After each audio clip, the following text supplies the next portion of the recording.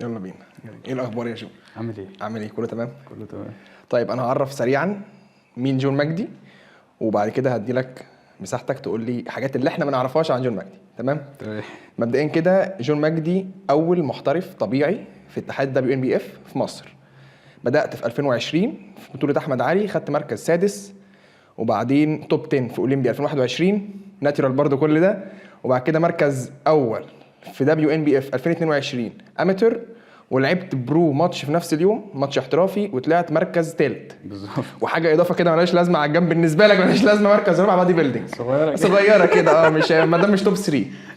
فكل ده في المينز فيزيك عامه. وزي ما قلنا ايه المركز الرابع دي في البادي بيلدينج دي حاجه بونص كده. ده عشان يعني رجليها لطيفه، فالكوتش آه. بتاعي قال لي خش خبط كده، بس قلت ما اشوف شكلي في المايو بتاع البودي بيلدينج عامل تشوف ازاي. الكوادز بتاعتنا.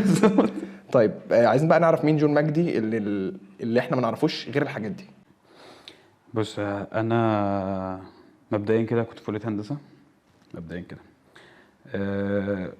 دخلت عادي في كليه هندسه عادي، اللي هو كانت ثانويه عامه 2014 2015 كده. كان الترند بقى ساعتها، فاهم، يا تدخل هندسه يا تقدم حربيه. معروفه، انت عارف، انت اول ما تخلص كده لازم نحط في دي معروفه جدا. كان في وقتها يعني. المهم قدمت حربيه وربنا ما وفقنيش، وقلت خلاص مكاني هندسه وكده، وكانت واقفه معايا هندسه حكومه على مش عارف 1 ولا 2% وبتاع. فساعتها قدمت جامعه خاصه. عدت اول سنه بيس جميله، تاني سنه بيس جميله، تالت سنه في مش مكاني، حاسس ان انا مش مبدع، عارف اللي هو ايه، انت بتقضي وقت. فجت في لحظه كده اللي هو انا حاسس من جوه، عارف، في يقين كده من جوايا انت هتطلع مهندس عادي، فاهم، او شخص عادي. فبصراحه ما حبيتش الموضوع ده، قلت عادي برضو. لحد ما جه في وقت بقى واحنا بنسلم مشروع. انت كنت في عماره برضو صح؟ انا كنت في عماره كده. بس انت عارف بقى مشروع الديزاين والجو ده، والامتحانات 8 ساعات والجو ده، وانت تدخل الامتحان باكلك وشربك بتبات. والتعب. بالظبط. فاللي هو برضه انا مش لاقي مكاني، يعني مش حاسس في ايه. ورغم من كده يعني ما كانش ظاهر من اول سنه ولا من تاني سنه. كل ما بتكبر بتنضج، بتشوف نفسك، مش مكاني. بس لحد ما حصلت مشكله في الجامعه، ومن هنا قررت ان اتس اوفر، مش مكاني هنا، همشي. هتمشي ازاي؟ طب اهلك، طب الناس اللي حواليك، طب الناس اللي بترتب معاك الدنيا فيها ايه، طب هتعمل ايه؟ كان بالنسبه لي الجيم اصلا نروح نتمرن كده، بناكل اي حاجه بعد كنت لسه اسالك السؤال ده، هل الجيم كان ساعتها ليه دور ولا ما كانش اصلا؟ انت عارف ايه اللي انت عايز تروح فيه؟ كان ساعتها بس انت مش شايف الجيم نفسك هنا بس؟ بص، انا كنت بلعب كوره من بدري. انا كنت بلعب في انبي، وبعد كده لعبت في نادي الغابه اللي في مصر الجديده، ناشئين 97. كانت حياتي كلها كوره. كريستيانو رونالدو ده ايدل بتاعي. رفع شعره، جاب تيشيرت، جاب شوز كده جديده، قلد. بنزل اجيبها. قصه شعر بعملها، مفيش، هو ده بعمل كل حاجه عشان. فاكتشفت ان من ستايل كريستيانو ان هو الجيم حياته، مش عشان حاجه. لما بيجي بقى، انا كان حوار بقى الجيم بالنسبه لي لما باجي العب كوره مثلا خماسي مع اصحابي او النادي او بتاع، تقلع التيشيرت عضلات بطنك. كريستيانو بيقلع عضلات بطنه تبان، لازم عضلات بطنه تبان. وساعتها ايه بقى، كانت عضلات بطن تبان دي مش اكل ولا حاجه، لا نحافه. 500 عدة بطن، 1000 عدة بطن. كريستيانو بيعمل كده، انا نايم هنا، لازم انا اعمل شبهه وخلاص. فكان الموضوع بالنسبه لي كده. الجيم كان بالنسبه لي القصه دي اللي هو ايه، انا كنت اتمرن في البيت. انا عندي يعني جيم صغير في البيت من وانا في مثلا في ثالثه اعدادي مثلا.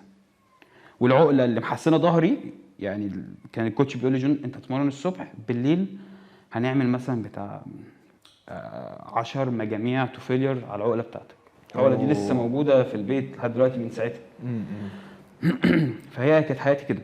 المهم انا كانت حياتي بقى اللي هو الجيم ده مفيش اي حاجه. ما بحبش ادخل الجيم خالص، زحمه وناس تقف والدنيا. انا بحب اتمرن في البيت، لحد ما اكتشفت ان البيت الدنيا بقت خلاص، كل حاجه اتقفلت، مش عارف اعمل حاجه. وبعدين بتمرن في البيت بقى على مخده والبار فلات فاهم، ضحك يعني.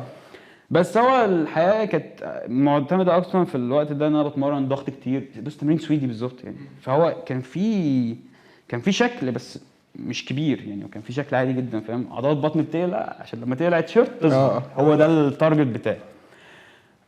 بعد كده احنا وصلنا ان احنا كنا بنلعب كوره والجو ده. والجيم بالنسبه لي انا مؤخرا رحت مع الكليه بقى بتاعت هندسه، اللي هو بس عشان وانا مسافر يبقى شكلي حلو بس. يعني من لقيت ان البيت مش هيكافئ بقى خلاص، انا بكبر وبقوى، فالحديد في البيت خفيف فملوش لازمه القصه. فقلت ننزل جيم. فبنزل جيم مع الجامعه، وبالنسبه لي الجيم مع الجامعه حاجه اللي هو ضحك، فاهم؟ انا ما بروحش الجيم عشان هدف اعمل فورمه او لا خالص. هو انا بروح الجيم بس عشان البامب بس مش اكتر. واطلع من الجيم اروح اكل اي حاجه. ايوه اكل اي حاجه، فاهم؟ كل فول من غير زيت، فاهم؟ بس حط طحينه بجد. تونه بالكشري. بالظبط. تونه بالكشري ده كان لازم يعني. بس لحد ما كانت الحوار بيتكافئ مع ايه، ان انا بمشي كده، دي خطوه ومع الكليه خطوه، دي خطوه ودي خطوه. بس لحد ما جت بقى في 2000 بالظبط، 2019 انا هسيب الجامعه. مش مكاني، مش لاقي نفسي. عارف بالظبط هي كانت عامله ازاي؟ عارف لما كانوا في المدرسه زمان تلاقي سؤال صعب، المستر يقول لك ايه، كذا هو اللي هيجاوبه، هو موهوب في كده. اذا كان في الماس او في الساينس او في اي حاجه هو موهوب في كده.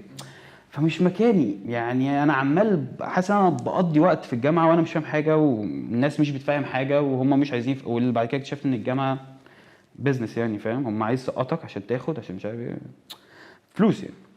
فما عجبتنيش القصه. في 2019 قررت ان انا اسيب الجامعه خلاص. كانت حوار كبير طبعا ان انت تفهم اهلك والقصه دي كلها، ان انت عايز تسيب الجامعه. وطبعا اهلي ابني مهندس، ابني عارف انت بقى الجو ده. ماشي يا ماما، ما ابنك هيبقى مهندس عادي يعني. ايه الجمدان في كده؟ أيوة. يعني انت تبقى قاعده مثلا في ابني كام مهندس شغال في ايه؟ في مهندسين كتير مش هتبقى مميز في حاجه. مهندس هتلاقيه يعني.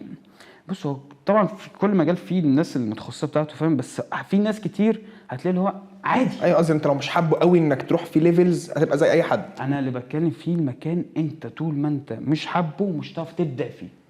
كونك انك مش هتبدع يبقى مش تنجح النجاح اللي انت عايز توصله او اللي في دماغك. صح. فما مش لاقي نفسي. طبعا مشكله كبيره انك تقنع اهلك بعد 3 4 سنين، فاهم؟ ان انت خلاص انتوا شيلوا بقى قصه ان ابني مهندس. طب انت يا ابني هتعمل ايه؟ طب ازاي؟ طب ما اعرفش. حصل مشاكل في البيت ما بين اهلي، متضايقين مني بقى. كانت دي اكتر حاجه مع حزه في نفسيتي يعني. ما كانتش فارقه معايا الدنيا كلها، غير بس ان اهلي كانوا ساعتها هم زعلانين عليك ومش راضيين عليك. دي كانت مصيبه. بص الدنيا دي بجد ما فيهاش غير اهلك. هتروح تقابل صحاب وهتجيب صحاب وهتعمل صحاب وهتعمل اهلك. صح. اهلك هم اساس كل حاجه. فطبعا دي بالنسبه لي انا اهلي يعني كل واحد اهله عنده خط احمر، انا لا، هم عندي 3 4 خطوط حمر يعني. كله اللي اهلي بالذات بقى ان انا ايه، انا دلوقتي هم مش راضيين عني. طب انت هتعمل ايه؟ مفيش حاجه تانية باين لها ملامح كمان. مفيش خالص، مفيش لا جيم ولا حاجه. ده في 2019 قررت القصه دي. نقفل القصه يعني نقفل السنه بقى بطريقه جامده بقى. بعد ما حصلت مشاكل وكده، عصبيه في البيت والجو ده كده، وموضوع كبر. ففي الفتره دي كنت بدات ان انا مش عارف اروح الجيم، فبدات العب ايه MMA وكيك بوكس وكده. فكانت دماغي مهووسه بالقصه دي شويه، لحد ما حصلت مشكله في يوم في البيت 1/6/2019. ايه اليوم ده؟ مشكله في البيت كبيره. من العصبيه رحت جايب ضرفتين ازاز ضاربهم بوكسين. اول واحده ايديا عدت، الثانيه ايديا ما عدتش، فوقع الازاز على ايديا هنا، فعمل قطع في عضله الريست من جوه وقطع خارجي. فعشان كده انا راسم التاتو يعني. هو متداري بالظبط. انا لما بدات العب بطولات لقيت الجرح باين، فمش حاجه شيك خالص يعني. فده كان رسمت التاتو بعد احمد علي يعني. بعد ما كسبت الشكل حلو قوي، بس دراعي فيه فيه تيك كده فمش عاجباني. المهم جه يوم 1/6 ده نمت في المستشفى. عصبي يا جو كده. مش عصبي بس لا، هو بتحصل ايه، لا هم بيتكلموا صح، وانا مش عارف ان هم ممكن يبقى كلامهم صح. فانا مش، انا تايه، انا مش عارف انا هعمل ايه. طب هم صح، طب انا هندم على القرار ده. طب ما هو بص، انت بتنجح او بتفشل هي مسؤوليتك انت يعني. مفيش حد هيقدر يشيل نجاحك ولا يشيل فشلك، بتاعتك. فهم اصلا بيتكلموا صح، بس انا مش عارف اقنعهم انا هعمل ايه بعدها، ولا انا فاهم اصلا.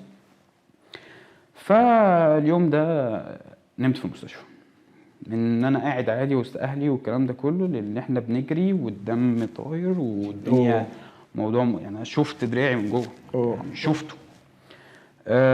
يوم 1/6 بالليل كنت نايم في المستشفى، حتى الدكتور بيقول لي انت ايه اللي حصل؟ قلت له ما حصلش حاجه، انا عايز انام، نيمني فعلا. والحوار ما حصلش بقى ان هو بنج، لا ده بنج كلي، عمليه كبيره.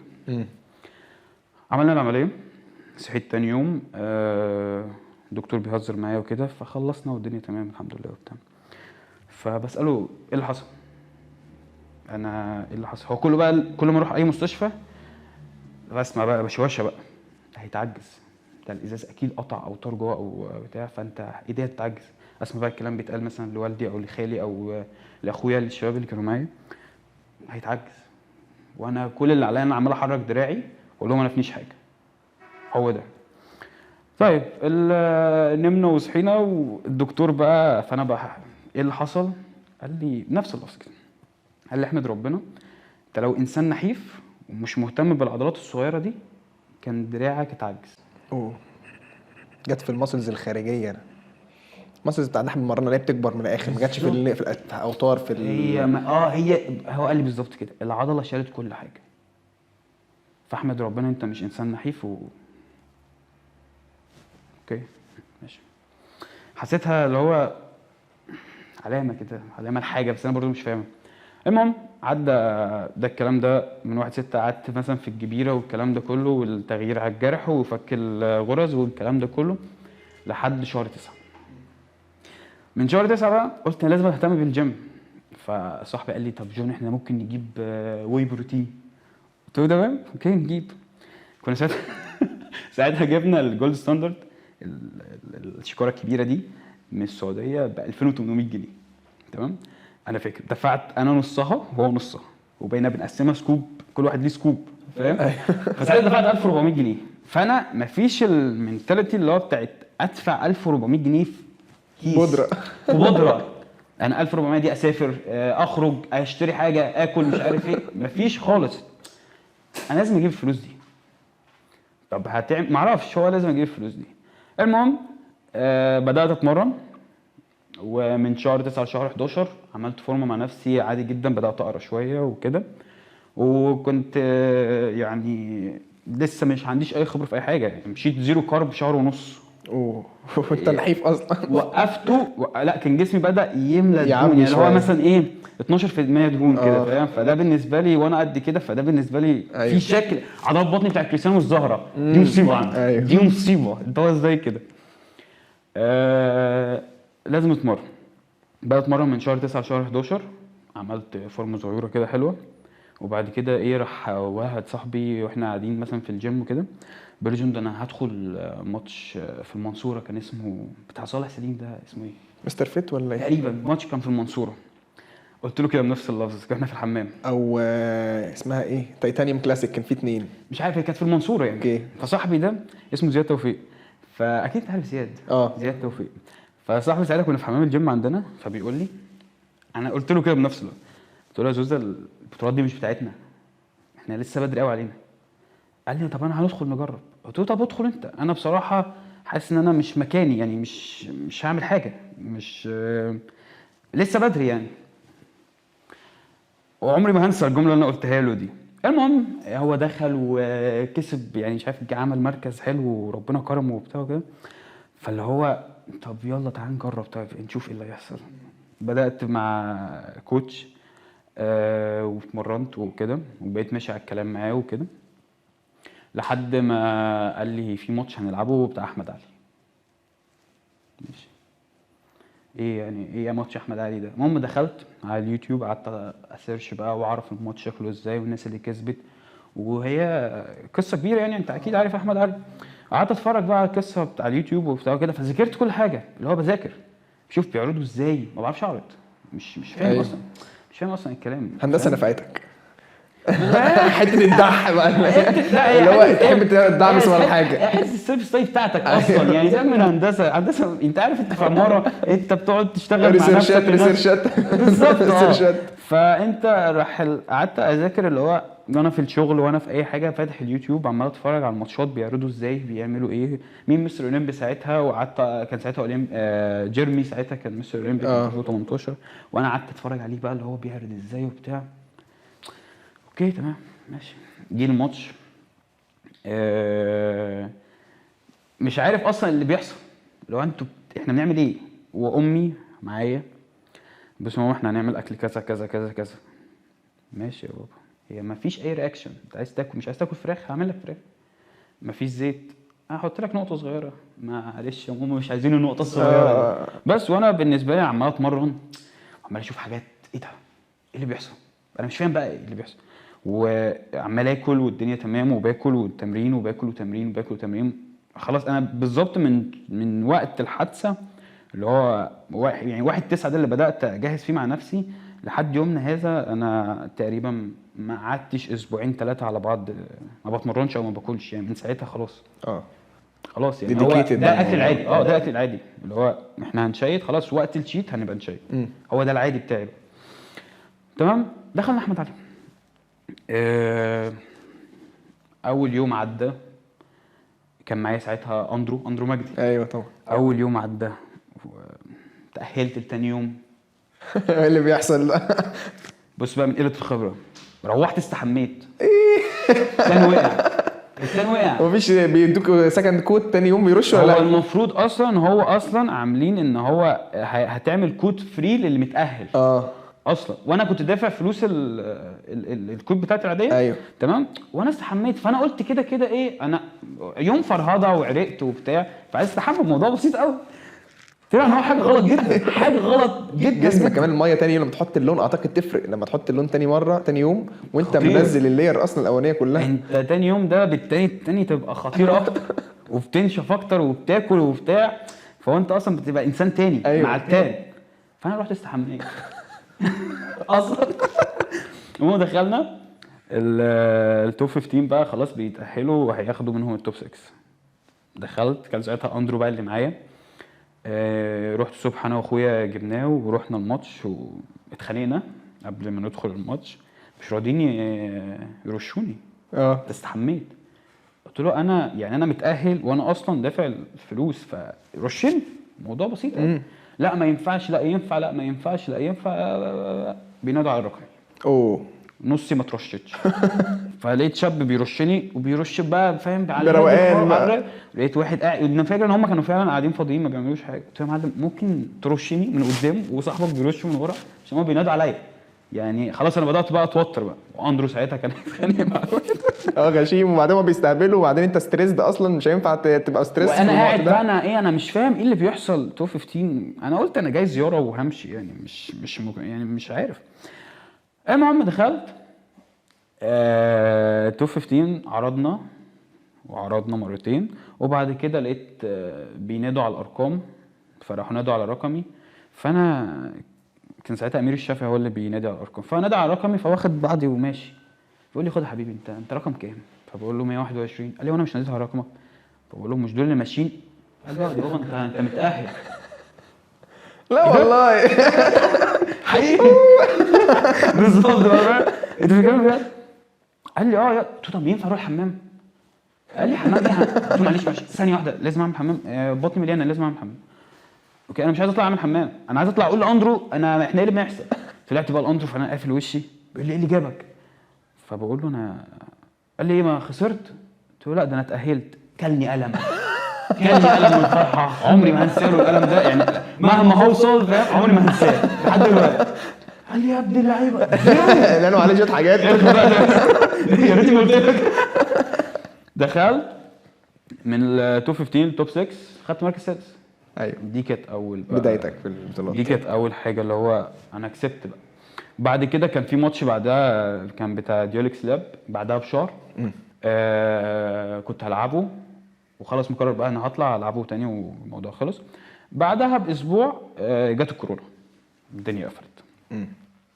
دي كانت ارخم حاجه بصراحه اللي هو احنا ايه طيب، ايه اللي بيحصل طيب. المهم جت الكورونا. حياتي بقى عباره عن ايه، انت عارف بقى ايام الكورونا دي قافل على نفسك، محدش بينزل، يا دوب بتنزل الشغل وبتيجي بعد الظهر والجو ده. فالموضوع بقى حصل ان انا ايه، انا مش عايز اتمرن في الجيم. والحاجه بقى اللي انا حصلت دي، امي وابويا انا روحت بالشهاده بتاعت مركز سادس. اوكي يعني ايه اللي حصل؟ ولا اي حاجه. انا مش مستني منهم رياكشن، عشان انا مش فاهم اصلا انا عملت ايه. ايوه انا مش انت فاهم مش انا عملت ده ايه. نكمل فيه خلاص. انا مش فاهم اصلا انا عملت ايه دلوقتي. فاللي اكتشفت ان انا كنت عامل حاجه قويه جدا قويه جدا. في ناس احمد علي دي السيزون اللي قبله في ناس ما كانتش عارفه تجيب مراكز دي من، يعني انت كانت سيزون 2 اعتقد، كانت تاني سنه، يعني هي بتعمل كل سنتين، دي هي كانت اتعملت تاني سيزون. 16 و18 و20 كانت سيزون 3. كانت سيزون 3. فساعتها انا اصلا مش فاهم انا عملت ايه. ومش فاهم، مش عارف فاهم امي بقى ان انا ايه. امي وابويا ان احنا كنا 95 لعيب، 3/4 ضاربين، فاهم، وانا كسبت. بالظبط، وطلعت توب 6. انا مش فاهم اصلا عشان افهمهم، لحد ما في يوم جت ايام الكورونا بقى وخلاص اكتشفنا ان هو امر واقع وكله هيقعد في البيت.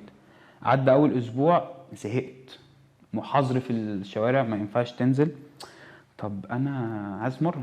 طلعت بقى ايه حاجات البيت بقى. الحاجات البيت بقى. وبدات اتمرن، وانا بتمرن ببقى فاتح اليوتيوب على الشاشه، بسمع اغاني كده. فانا كنت بتفرج على اليوتيوب على الشاشه على احمد علي. جيسي اختي الصغيره فمسكت الريموت بالغلط، فراحت فتحت داست على حاجه على اليوتيوب للصدفه تجيب فيديو احمد علي اللي لسه نازل بتاع الماتش. فانا بتمرن، فانا فاكره انا اللي بتمرن من الدقيقه دي. فقول لها جيسي غيرت ليه؟ فاكتشفت فاكر ان هو ماتش قديم. لقيتها بتصوت الحقيقه ماما جون في التلفزيون. برضو ترجمت ان حد شبهي واقف في التلفزيون من الماتش القديم. ايوه. رحت وقفت، ده انا ده صوروا الماتش. راحت ماما جت، بابا جه. انت ما تعرفش ان احمد علي بيتصور وبينزل اساسا اصلا؟ انا فاكر ده قديم بعيد قوي كده. بينزل، انا فاكر ان هو قديم وبينزل بعدها بحبه بقى. أيوة يعني أيوة. مش بعدها بشهرين، مش بعدها باسبوعين ثلاثه. ايوه لا هم اكتف قوي. شهرين ثلاثه، فاهم. بابا وماما جم وقفوا، هو لقيته بيوشوشها، عارف اللي هو ايه، الواد ده تقريبا بيعمل حاجه صح احنا مش فاهمينها. بس خلصت الكورونا بقى، وبدانا بقى الجيمات فتحت في 1/7 بالظبط، لان انا حافظ الارقام دي، لان الجيم انا مستني الجيم فتح 1/7. كان 1/7 انا كنت في الجيم، يعني كانت خطوه كبيره اللي هو ننزل الجيم وكده. بس وبعد كده بدانا بقى نجهز بقى الماتشات. بعد كده لعبت بعدها ماتش اسمه ماسل تك، ده كان وحش قوي الماتش ده. فاكره كان وحش جدا. كان تنظيمه اي كلام وكروته وكذا حد اشتكى منه. منه كتير قوي قوي قوي بجد. اي تجربه بتعدي فيها اوعى، يعني حتى لو انت شفت، انت اكيد تابعت احداث الماتش. انا كنت جوه بقى، يعني انت بتتعود انت اصحاب كتير قوي في اليوم هتلعب الساعه 10، انت داخل ماتشك الساعه 9 بالليل، انت المفروض تلعب 10 الصبح 9 بالليل. كنت عامل كونديشن خطير. غيرت الكوتش بتاعي، عامل مستوى احلى، شكلي احلى. وطبعا كل شويه كل الكلام ده اكل وتمرين منتظم، مفيش تخريب. يعني حتى ايام الكورونا كان اكل وتمرين، بس تمرين في البيت، بس اكلك يعني ستريكت خلاص، مفيش هزار. الماتش ده بقى على قد ما هو كان ماتش مقرف، اتعلمت منه كتير قوي. لان ايه بقى، اول حاجه انت كل طلعت ستيج حتى لو وحشه حلوه بتكسب بوينت كده مع نفسك، اللي هو انت اتعلمت حاجه. الحلو بقى اللي انا اتعلمته من الماتش ده مش ده، اتعلمت ما بعد الماتش. كنت كاره نفسي لدرجه ان انا عارف لما تبقى عامل لوحه تحفه وواحد يجي يقول لك ايه القرف ده، طب انت بتقطعها. انا كنت بقطعني. بص، دخلت في زون اكل واكتئاب، بقيت باكل ومتضايق ومش عارف ادخل الحمام ومش عارف ارجع ومش مبسوط من الاكل. اوحش حاجه لاي بودي بيلدينج في القصه الزون دي، فاهم. وجسمي عمال يبوظ، وصلت ل 98 كيلو، جسمي مورم وميه، مش عارف اعمل اي حاجه. فزفت قوي يعني. المهم بعدها رحت كلمت الكوتش بتاعي، قال لي جون اللي انت عملته ده غلط وما ينفعش. قلت له كوتش انا كنت متضايق، انا ما بحب، انا سايب كليه هندسه عشان قصه بقى ان انت عايش مع الجميع كده، مفيش نظام، مفيش ما بحبش انا حياه الخرفان دي. يعني انا ما ينفعش ندخل ماتش كده وناس كلنا ناس محترمه فعلا كان كلها ناس تقيله ما شاء الله. نتعامل معامله الفلوس دي. انا بالنسبه له اشتراك ليه يعني؟ قلت له فانا ده كان غصب عني، انا مش اللي هو. والفكره بقى انا في النص، طب دي تجربه وحشه وهتيجي حلو ولا ده العادي؟ فانا اعمل ايه؟ طب انا دلوقتي حولت من حاجه لحاجه عشان اروح حاجه احسن، طب انا دلوقتي فين؟ فكان ساعتها دخلت في زون اكتئاب رهيبه رهيبه رهيبه.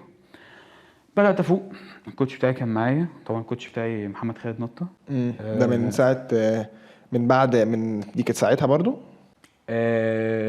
كوتش نطه كان معايا من وانا بجهز لمصر تك. اوكي كده احنا وقفنا لحد ماسل تك. مصر ولما تك، كانت خربانه خالص عليك وحسيت ان انت احنا بيبهدلونا ليه ولاد اللذينه دول. بالظبط. بس نكمل بعديها كده. على قد الماتش ده ما كان وحش، بس اتعلمت منه. اكيد اتعلمت منه بقى حاجه تانية، اتعلمت منه ازاي تطلع من ماتش وتبقى عايز تدخل ماتش من غير ما تبوظ نفسك. لان انا شفت شكلي وانا بايظ، فقعدت فتره على ما ارجع تاني. فاهمني؟ فليه احط نفسي في الزون دي؟ ليه اعطل نفسي كل ده؟ ده اللي اتعلمت منها برضو. فاهم اللي ايه؟ الماتش مهما كان وحش هتتضايقش، هتتعلم منه. وفعلا ده اللي فرق معايا، ان انا لما خلصت WNBF فتحت يوم في دبي، ويعني يوم السفر انا رجعت بيه هنا وكلت مع اهلي وكده. تاني يوم كنت في الجيم بعمل كارديو وبتمرن عادي وبتاع. ساعتها كان الشباب في الجيم جايبين اكل بقى وهيطلبوا اكل بقى وهنحتفل. قلت يا جماعه انا عندي ماتش، مش تفتح ولا هفتح بعد الماتش. بس يعني ماسل تك ده ماتش كان وحش جدا، بس اكتر ماتش علم معايا. بس طبعا الكوتش بيرجع معايا بقى واحده واحده، ويلا جون على الهادي، وبدات بقى ادخل في المود تاني وبتاع. وانا وانس ان انا في ماتش، كل اي حاجه رفاهيه مش مظبوطه بشيلها في وقت ماتش. يعني خروجه، سهره، سفريه، بعدين بعد ما نخلص الماتش نشوف القصه دي كلها، نشوف الخروج، نشوف السهر، نشوف الاكل، نشوف الشرب، نشوف مش عارف ايه. مفيش الكلام ده.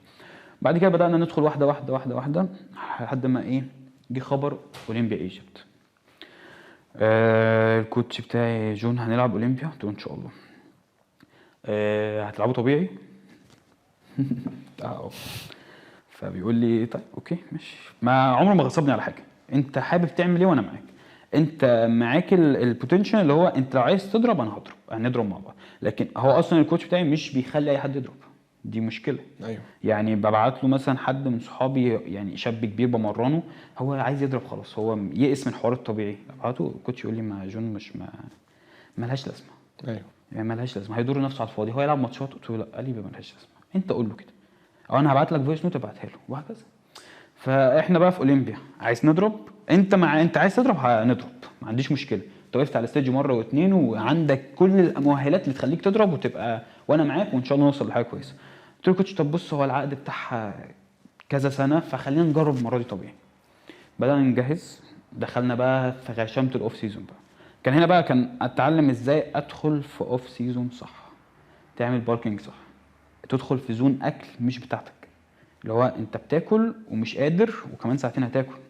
مفيش حاجه اسمها اللي هو انا مش قادر ومش عارف ايه بتاع. بتوصل لرقم كالوريز في اليوم صعب. والفكره بقى مش ان انت ايه، مثلا ممكن تلاقي واحد يقول لك انا نحيف بس انا باكل حلو قوي في الاوف سيزون. طيب بتاكل قد ايه؟ يقول لك مثلا 3500 كالوريز. حلو، بتاكلهم بالك قد ايه؟ او قد ايه يعني قعدت على المده على الكالوريز دي قد ايه؟ يومين وبفصل. لا يا معلم، مفيش، لازم بقى مينتنس في الاخر. لازم 3000 او 3000 ونص اللي هم السيربلس بتاعك 3 شهور متواصلين مثلا تمشي عليهم عشان تقول انك عملت اوف سيزون محترم. فهنا كنت اتعلمت بقى ان انا من الماتش بقى كان بتاع مصر تيك ده في شهر 2 او شهر 3، الاولمبيا في شهر 10. انا كنت انسان تاني، في ركبت واحد عليا، في واحد ركب معايا على جسمك بجد. اوف سيزون غبي، مفيش هزار، ودخلت في زون اكل غشيمه.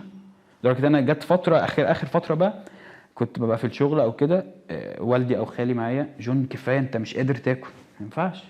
ما ينفعش، هخسر. انا ما باخدش ده الاسترويد بتاعي.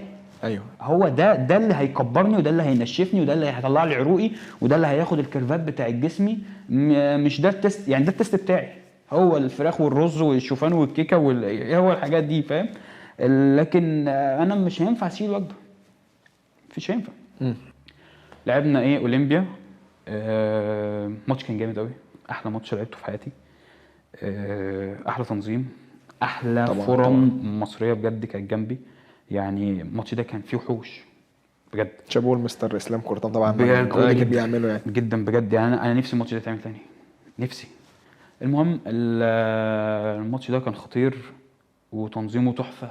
تدخل يعني لو اخرت بتبقى بعيد عن الوقت بتاعك نص ساعه، فاللي هو كلام عادي جدا بيحصل، حصل في دبي يعني عادي جدا. فاللي هو تحفه.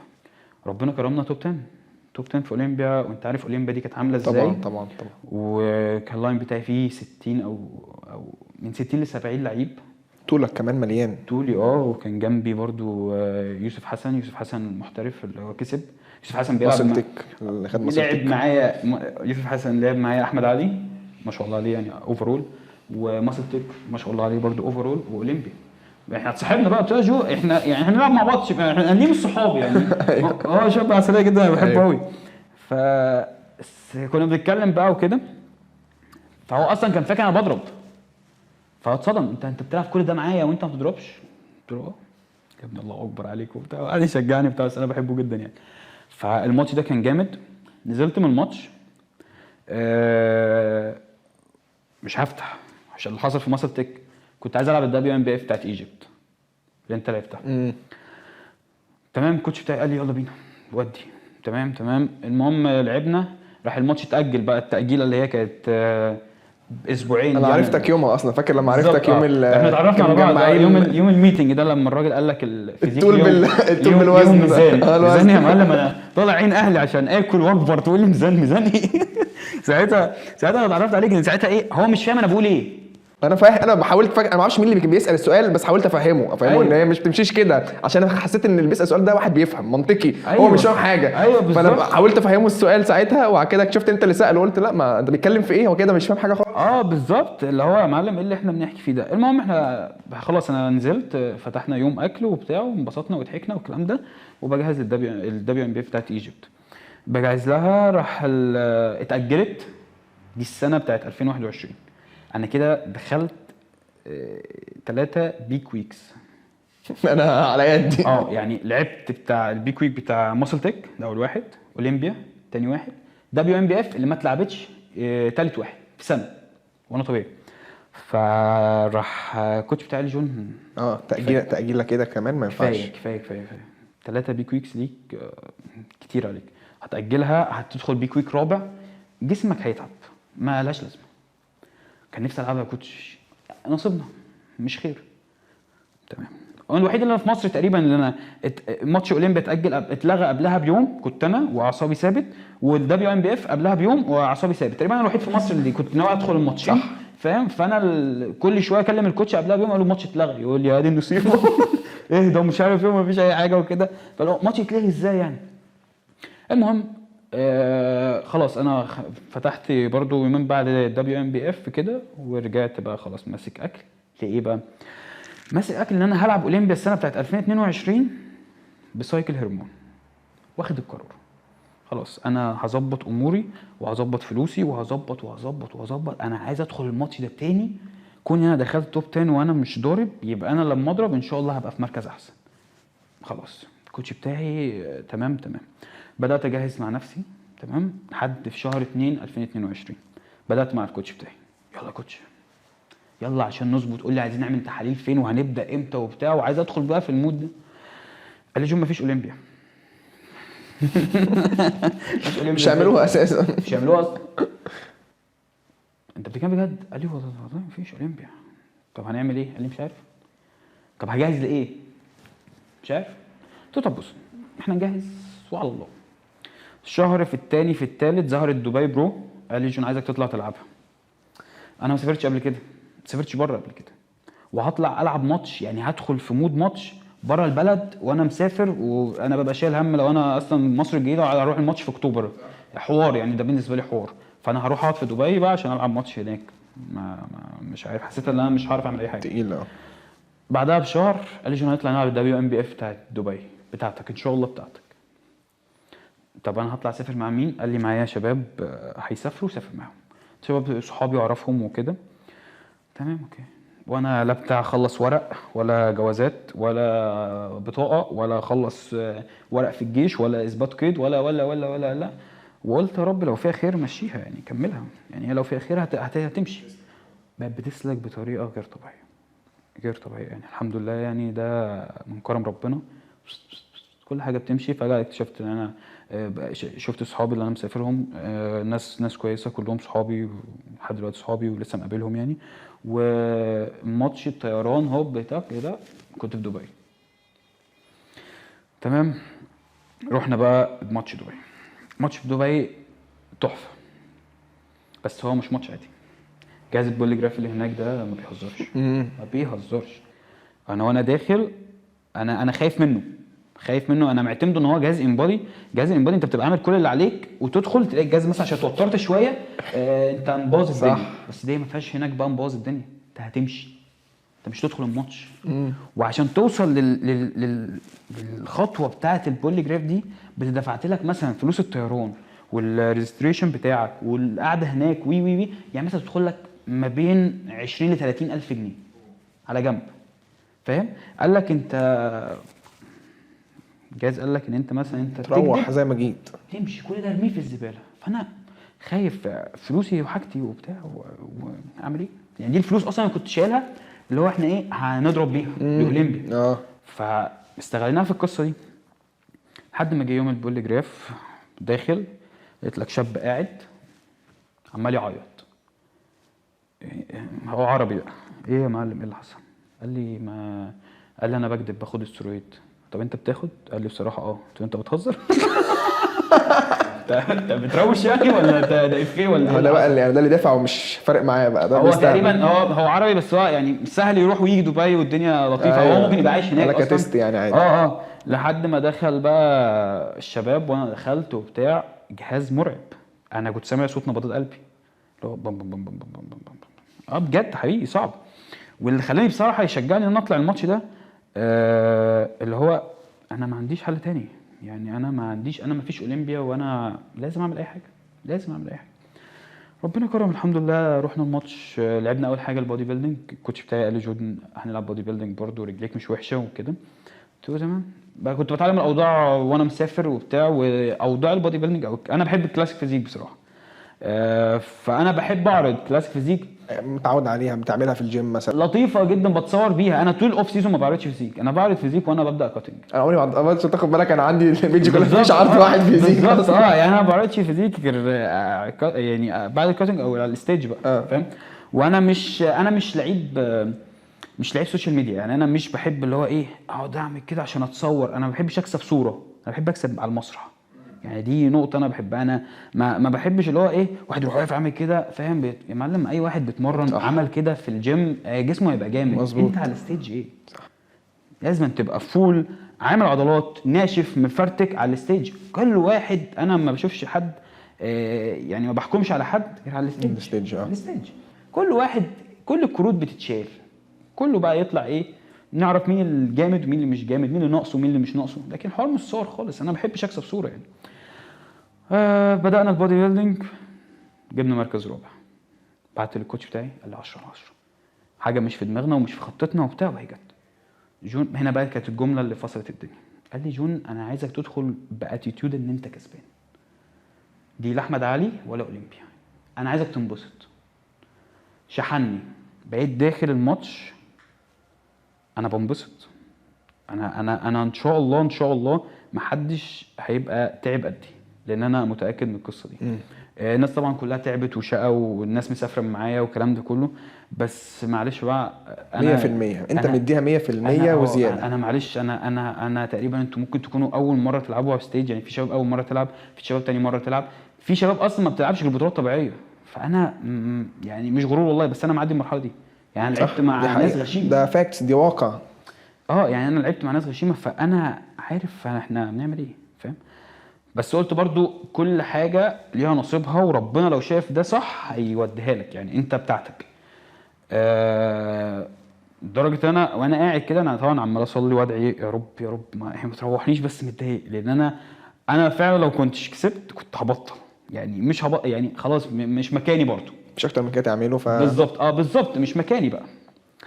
لحد ما جه يوم الماتش، انا لما نادوا على رقم ان انت فيرست بليس انا عيطت، لازم اعيط. شفت الفيديو طبعا خطير. لازم اعيط، لازم لازم لازم لازم. انت بتعمل ايه؟ انت عمال تشقى وتتعب وبتدعي، وفي الاخر ربنا قال لك خد، مش انت عايز ده وانت فاكر ان ده كرمي ليك؟ لا، خدت اول ده اللي انت عايزه، تعالى اوريك بقى انت عايز ايه تاني، انا هديك ايه تاني. بنطلع ونهزر وبقول لهم يا شباب يلا جمعوا لي بقى ال $350 بقى عشان العب ماتش البرو، بهزر جدا. يطلع الحكم يقول لك انت ليك ديسكاونت $150 مش 350. طلعت الاي تي ام وادفع، وطلعنا طبعا بعد ما تكسب خالص، اول 3 بيكسبوا تطلع تعمل تحليل على طول. تطلع تدخل الحمام تحلل تسيب البتاع وخلاص بتاع، هتلعب برو تدفع تدخل $150. قلت قشطه، كان معايا فلوس يعني. دخلت، ربنا بقى انت كنت عايز اول، تعالى اوريك بقى انا هعمل معاك ايه. اول حاجه الخصم، تاني حاجه تدخل تجيب مركز ثالث تكسب فلوس، ارجع بنفس الفلوس اللي انا سافرت بيها. ياه. ده دي من حكمه ربنا يعني بجد. يعني دي حاجه انا العوا انت احنا دماغنا قليله جدا فعلا احنا دماغنا، او انت بتبقى فاكر ان ربنا عطاياه قليله. لا لا يا معلم، لا لا لا، انت ما تعرفش حاجه، انت ولا اي حاجه ولا تفهم اي حاجه. مهما حسبتها انت كل اللي عليك انك تسعى وتقول يا رب بس، تشغلش بالك بالنتيجه. انا سعيت وقلت يا رب في اول ماتش وتاني ماتش وتالت ماتش، بس هو كل ده بيجهزك. يلا انت جاهز، اسعى تاني اسعى تاني اسعى تاني لحد ما تروح المكان اللي انت عايزه. صح، هي دي الموضوع. انما مش خطوه عملتها طلعت غلط اقعد، طب ما هو ربنا عايزك تسعى اكتر، هو ده الموضوع بس. وراح ربنا كرمنا بان احنا نبقى اول محترف في WNBF بس. جميل، عالمي يعني. قاعد معايا واحد من 1 to 1 يعني 1 from 1 من مصر الوحيد. بجد قصه يعني انسبيريشنال قوي. انا نفسي بجد يعني قاعد متحمس وانت بتحكي كده، حاسس بتعمل فيلم. لا مش الدرجه دي. لا بجد. طيب عندنا سؤال بخصوص الشغل، عشان في ناس بقى عندها اعتقاد ان الجيم ده انت نايم قايم فيه، واللي بيتمرن حديد ده بيبقى ساب كل حاجه من اجل الجيم. فقول لنا كده انت ايه طبيعه شغلك، وازاي بتوفق بين الشغل وبين مجالك في البطولات؟ انا شغلي بره الفتنس فيلد خالص خالص. يعني الفتنس فيلد يمين، انا شغلي كده يعني، ده اتجاه وده اتجاه ملوش اي علاقه ببعض. بس الفكره ان انا بستغل يومي في الشغل صح. يعني مثلا انا الجيم بالنسبه لي انا بصحى من الساعه 9 بدخل البيت على الساعه 11 12 بالليل. فبالظبط الجيم بتاعي اللي هو من 10 ل 12 الماكس قوي واحد، يعني الساعه واحدة ده الماكس بتاعي. بعد كده بستغل بقى القصه ايه، ان انا اوريدي صاحي بدري، فانا بدخل وجباتي بدري. الشغل بيساعدني ان انا ادخل وجباتي الصح في وقتها الصح، الميه مظبوطه، الجيم تقريبا وقته بيبقى مظبوط، كل حاجه بتبقى مظبوطه بسبب الشغل. يعني انا بستغل ان هو الشغل خطوه معايا اللي هو بنساعد بيها الدنيا. يعني اعرف اساعد والدي وعمي مثلا عشان شغلي مع والدي، فاعرف اساعد ابقى مع والدي في شغله وكده. والفكره الثانيه ان انا باخد خطوه مع نفسي في الواي بتاعنا، فانا بستغلها كده. لكن انا الجيم بالنسبه لي هم الساعتين اللي هو بنروح نقطع الالياف العضليه، اقعد ابني فيها طول اليوم. هو فيلم حرفيا كده، دي دماغي اللي هو الشغل بيعمل كده عشان كده بس. لكن انا مش باخد بقى قصه ان انا عندي شغل فانا مش هروح الجيم او هروح بالليل او لا، هو كل حاجه في اليوم ليها وقتها بس. فما فيش حاجه اسمها عندي شغل فما اروحش الجيم او العكس. يعني بمعنى صح الشغل بيخليك محطوط في روتين، ده رقم واحد.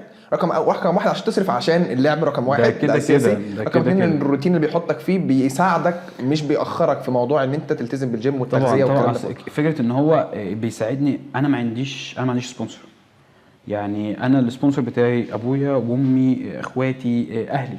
ده لحد دلوقتي احنا 2023 بس لحد دلوقتي يعني كمان سنه او سنه ونص هنلاقي ان شاء الله نقعد قعده كمان هنلاقي السبونسرز مش عارفين نوديهم فين. ان شاء الله. بس انا قصدي انت يعني لحد الخطوات الحمد لله الواحد وصل لها. انا معيش سبونسر، ما فيش حد بيجي يقول لي خد. لا انا السبونسر بتاعي انا بستلف فلوس من اخواتي عادي. انا اخويا الصغير مثلا، اخويا ماريو الصغير باخد منه فلوس عادي، اخدها. هو مزنوق في فلوس اخدها واروح ردها له وبتاع. اخواتي واهلي وامي سبورت العائله طبعا هم دول السبونسر بتاعي. لكن انا ما عنديش حد بيحط معايا في اي حاجه. ايوه فاهم الموضوع. فطبعا دي المسؤوليه كبيره، فانت لازم تكون شغال معاها عشان الحلم بتاعك. فمش معنى بقى ان انت ايه، انت واحد وصل لحاجه ده معاه حد بيصرف، ده مكرس حياته. انا لا معايا حد بصرف عليا ولا مكرس حياتي. انا عندي شغل وعندي اهلي وعندي والدي لازم انا ابقى واقف مساعده والكلام ده كله. وعندي في شخصيه تانية بره عن الجيم والشغل، يعني بره عن الجيم في الشغل شخصيه تانية ليها عندها مسؤوليات تانية غير الشغل غير الجيم خالص. فدي طبعا بتفرق كتير يعني. مظبوط. بس طيب جميل، عندنا سؤال مهم جدا جدا جدا، معاك. وطبعا انت احسن حد يرد على السؤال ده عشان بما انك يعني طبيعي محترف. فوجهة نظرك بقى كطبيعي محترف، وصلت الحمد لله لماسل ماس محترم، ويعني مش هنقول بقى ماسل ماس وشفاين، لا خدت مراكز ومركز اول وكمان ايه يعني مركز ثالث في البرو ليج. فدلوقتي الناس اللي هي عايز تبدا في المجال وتقول لك ان انا طبيعي ما اقدرش اوصل لحاجه، ردا عليهم بقى بمنتهى البساطه. عيد السؤال بقى عشان انت قلت برو ليج. في البرو ليفل ده WNBF صح كده؟ البرو ليفل ده لا شباب محمد. لا قصدي البرو ليفل. لا يعني الاماتور، لا البرو في الاتحاد WNBF عشان الناس تفهم صح. اوكي. فالناس اللي لسه بادئه وفاكره ان هي ملهاش ايه، ملهاش يعني ليها اخر، معنى صح ليها اخر في الطبيعي، تقول لهم ايه؟ هات اخرك طيب الاول. يعني انا لحد دلوقتي لسه ما جبتش اخري كمان. لسه انا مش بادئ بقالي كتير، انا بادئ من زي ما قلت لك 2019. دي مش مده، اللعبه دي عايزه صبر وعايزه اجتهاد، واوعى تفتكر ان انت اليوم الكامل بالجيم والدايت انت بتاخد 1%. انا دايما بقولها لنفسي كده، وده اللي بيخليني عندي صبر. انا ما باخدش 1%، لان انت لو بتاخد 1% انت 100 يوم توصل للفورمه اللي انت عايزها. لا انا باخد 1 من 100%. فانت عشان توصل ل 1% فانت بتقعد حبه حلوين. انا بعمل كده مع نفسي، ده عقلي مع نفسي، اللي هو انت النهارده احنا اخدنا الواحد من 100% بتاعنا، بكره ناخد واحد تاني. لما بتقعد تمشي بقى كذا يوم ورا بعض انت بتلاقي نفسك وصلت لحاجه اللي هو انت لو فضلت تفكر لها انت مش عارف انت وصلت لها ازاي، لان ده اللي حصل معايا. انما فكره بقى ان انا داخل الجيم فانا شفت واحد جامد فهو بيضرب فانا هضرب عشان ابقى شبهه.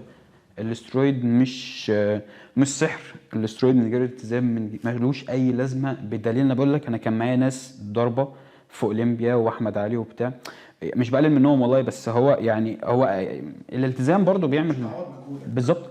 الالتزام انت لازم تاخد استرويد، لازم تلتزم. اوعى تفتكر انك تاخد استرويد هتبقى قدي، لا يا معلم. واصلا كونك انك بتاخد استرويد عشان تبقى قدي ده عيب في حقك انت. دي مشكله عندك انت اصلا، دي مشكله كبيره. فهو الموضوع مش ان انت تاخد فهتوصل، لا هو انت بتقول انا بقول ان انا هاخد استرويد مثلا، لو هاخد لما اجيب اخري ده امتى بقى ما اعرفش، لما اوصل لو وصلت لاخري. لكن الفكره ان انت تقدر وانت طبيعي تلعب ماتشات، ماتشات مش طبيعيه وتقدر توصل لحاجه، ماتشات طبيعيه وتقدر توصل لحاجه، ماتشات طبيعيه وتقدر تحترف. وده كله انا يعني الحمد لله ربنا وفقني وعملته. فاللي هو انا مش بقول لك حاجه في الخيال، هو ده الموضوع. لكن الاسترويد مش سحر. عايز تفكر في الاسترويد فكر ان انت مثلا في واحد بياخد استرويد وبيخسر، ما تفكرلاش انا هاخد استرويد واكسب.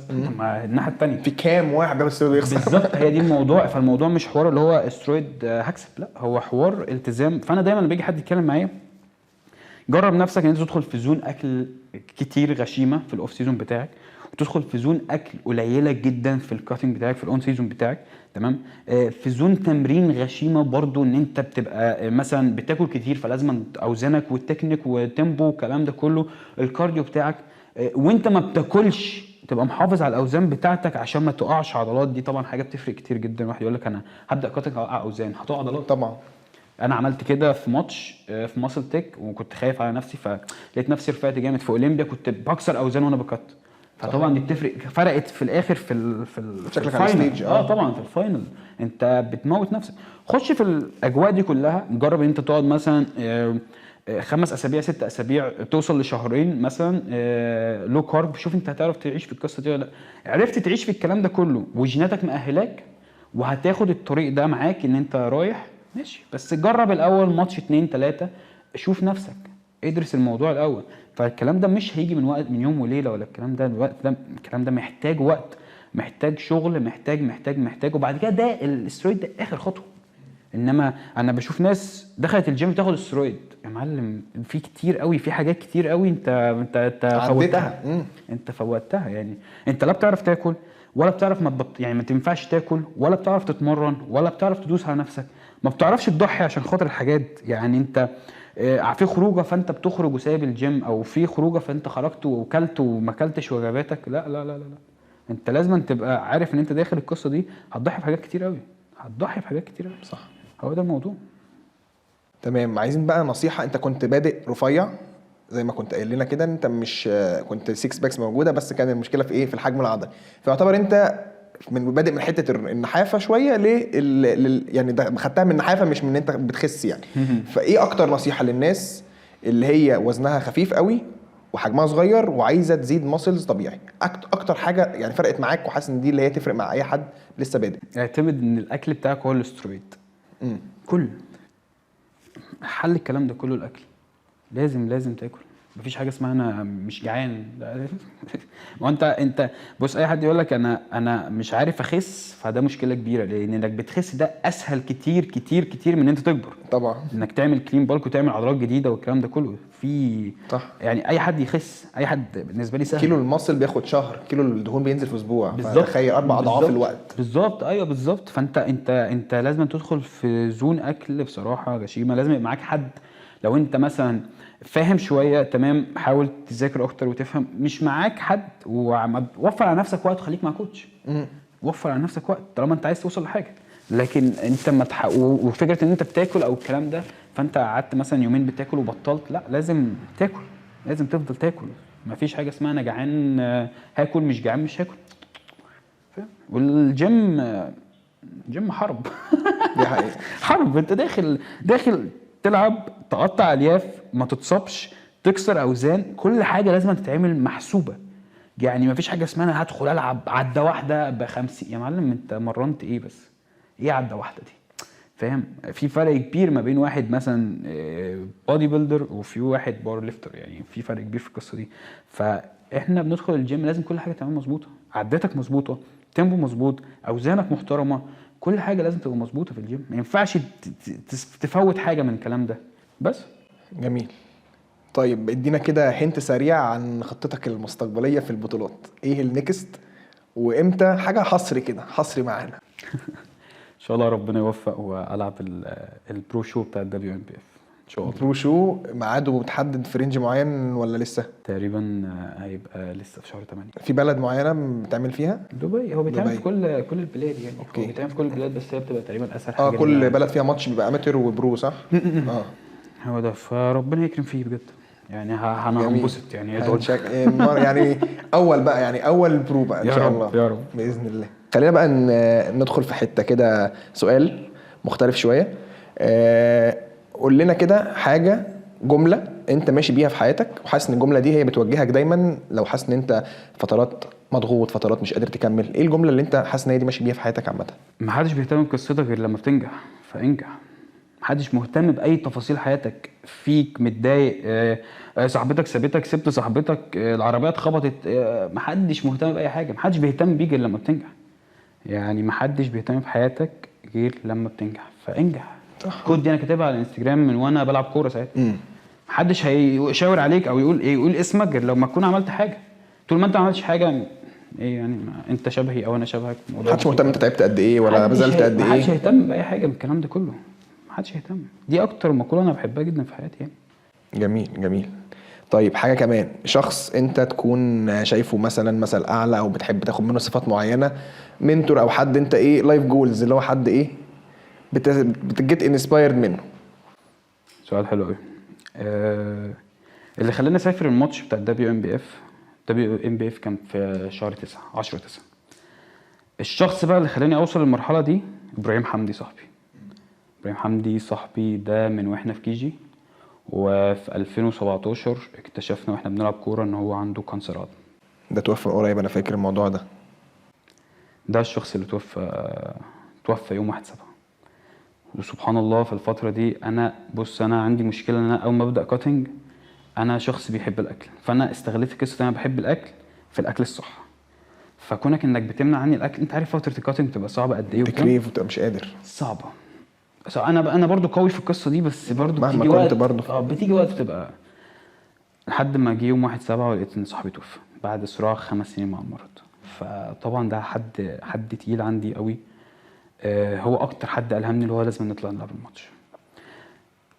ابراهيم تعب، كان بيفايت جدا جدا. وصلت ان هو للاسف عمل بتر رجله اللي كان فيها المشكله. عايش بالبتر، ما عندوش اي مشكله، وبيخرج معانا وبيروح وبيجي لحد ما يعني ربنا اراد ان هو خلاص لازم مش دي القصه ان لحد يوم وفاته قبلها باسبوع مثلا كنت معاه بيمتحن في المستشفى، بياخد جلسات كيماوي، وكان في كليه صيدله عين شمس. بيمتحن في المستشفى بيجيبوا له الدكاتره وكده وهم عايزين ينجحوه، انجح انت، ما يعني قالوا بيعطفوا عليه يعني.